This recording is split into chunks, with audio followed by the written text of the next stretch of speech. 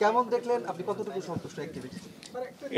এটা তো oldest marine academy এবং প্রাইম মেরিন একাডেমি, এবং এখান থেকে যারা বেরোচ্ছেন তারা তো ইন্টারন্যাশনালি অ্যাকসেপ্টেড, ইন্টারন্যাশনালি তারা চাকরিও পাচ্ছেন বিভিন্ন বিভিন্ন জায়গায়। তো এইখানে তো একটা বাংলাদেশের ফরেন কারেন্সি আর্নার, যেটা আমরা অনেকেই চিন্তা করি না। আমরা শুধু মনে করি যে এক্সপ্যাট্রিয়েট রেমিটেন্স, কিন্তু আসলে যে এইখান থেকেও যে কত রেমিটেন্স আসছে আমাদের যারা বাইরে চাকরি করছে বা শিপে আছে, প্রাইভেট শিপ হোক, সরকারি হোক, বিদেশি শিপ হোক, দে আর আর্নিং ফরেন কারেন্সি। এটা একটা ফরেন কারেন্সি আর্নার মেশিন যদি আমি বলি। ডিজাইন, এলিগেন্স, বিউটি, সেরা পণ্য সবার জন্য জেভিকো।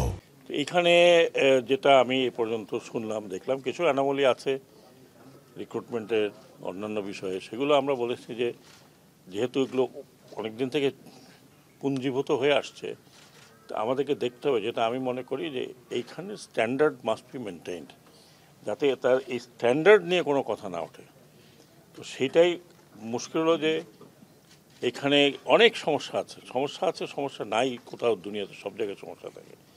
আমরা বলেছি মন্ত্রণালয় থেকে উইল ট্রাই টু রিজলভ, ওনাদেরকে নিয়ে বসে যে সমস্ত কিছু কিছু জায়গায় অসামঞ্জস্যতা দেখা গেছে সেগুলো করতে হবে। কারণ এখানে these are all technical people, এই টেকনিক্যাল লোকজনকে অ্যাট্রাক্ট করার জন্য আমি শুধু এখানে বলি না, সর্বত্রই আমরা কোনো টেকনিক্যাল লোককে অ্যাট্রাক্ট করতে পারছি না, যে কারণে আমাদের টেকনিক্যাল হ্যান্ডগুলো বিদেশে চলে যাচ্ছে। তো সেইটাই আঙ্গিকে যদি আমি বলি যে আমাদের মেরিন একাডেমি এখন 5টা আছে, 5টার হয়তো একই রকম প্রবলেম হতে পারে, কিছু কিছু জায়গায় একই রকম প্রবলেম হবে, কিছু জায়গায় ডিফারেন্ট প্রবলেম হবে। বাট আমি মনে করি এটা হচ্ছে প্রাইম মেরিন একাডেমি, প্রাইম মানে মাদার মেরিন একাডেমি। এটার যাতে আরও এনহ্যান্সমেন্ট হয়, একই সাথে যেগুলো আমি আরেকটা দেখেছিলাম বরিশালে, বাকিগুলো আমি দেখি নাই, সবগুলোই একসাথে যাতে এনহ্যান্সমেন্ট হয়।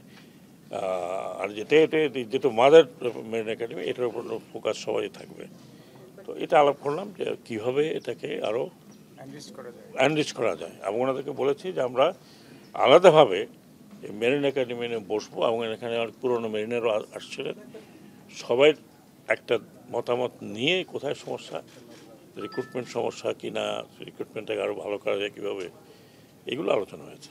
সেই জায়গাতে আপনি যেটা বললেন যে রেভিনিউ একটা ফ্যাক্টরি বলছেন, কিংবা এখানকার ক্যাডেটরা বাইরে গিয়ে তারা দক্ষতার পরিচয় দিচ্ছে। সাম্প্রতিক সময়ে বিশেষ করে গত 3-4 বছরে আমরা দেখছি 22 সালের পর থেকে অনেক ক্যাডেট তারা 10 বছর 12 বছর জাহাজে কাজ করার পরে দক্ষতা, তারা এখানে আসছে না, বিশেষ করে ইউকে দেখছি। ওটা আসছে না কারণ ওই কারণটা আমরা আইডেন্টিফাই করলাম, কেন আসছে না, অ্যাজ এ ইন্সট্রাক্টর কেন আসছে না, সেটা আইডেন্টিফাই করা হয়েছে।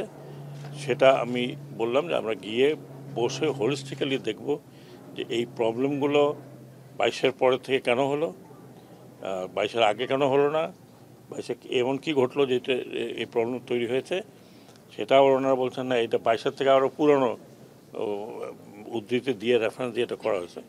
এটা দেখতে হবে, কারণ আমরা যদি স্কিল আশা করি, এখন সেই স্কিলের তো আপনি তাকে তো একটা রেনুমারেশন দিতে হবে, নাহলে সে আসবে কেন? তাহলে patriotism is okay, but patriotism তো সাথে আপনাকে যেই দেশের জন্য আপনি প্যাট্রিয়টিজম দেখাচ্ছেন তাকেও তো আপনাকে দিতে হবে।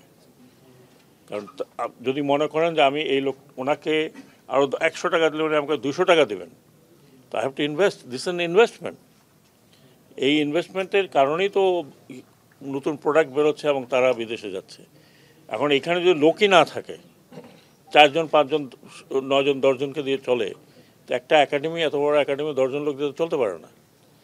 এটা তো একটা মানে এটা ভাবতে তো কোনো পিএইচডি করা লাগে না, আর সাইন্টিফিকও কোনো কিছু করা লাগে না। এত বড় একটা একাডেমি, এতগুলো ক্যাডেট, এতগুলো বিষয়, so technical, this is a technical academy.